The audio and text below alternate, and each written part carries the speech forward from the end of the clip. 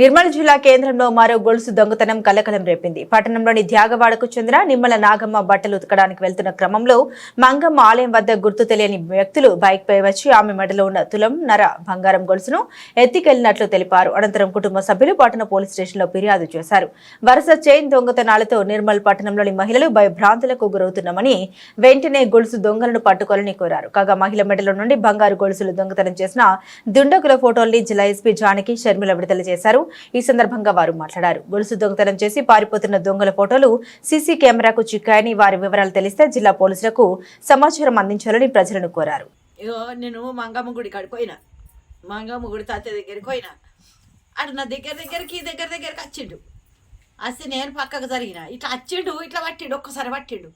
ఒరే నీ బాగా వన్న గొలుసుకుండా తావరా అని ఆడి టీషర్ట్ ఆడి చేతి పట్టుకున్నా అని ఈడలే. నేను ఇట్లా పట్టిట నువ్వు కేయంగాని నేను ఆడపోయి పడ్డా. ఆడి తెప్పుకొని ఉరికిండు. ఇద్దరు ఒక నడిపించిండు, ఆ తమ్ముడి పాయింట్ లెక్కున్నది ఆడి టీషర్ట్, మావిడ పాయింట్ లెక్క ఉన్నది. తులన్నర గొలుసు మాసం బిల్ల. ఎప్పుడు ఏ టైంలో? 10 అయింది కదా, 10కి వెళ్ళి నేను ఇంట్లోకి పోలీస్ స్టేషన్ కంప్లైంట్ ఇచ్చిన. ఇప్పుడు వచ్చింది ఆ ఎక్కమ్మ ఎక్కని అన్నాడు, అలా నీళ్ళు అడిగించాడు, తాగిపించిండు.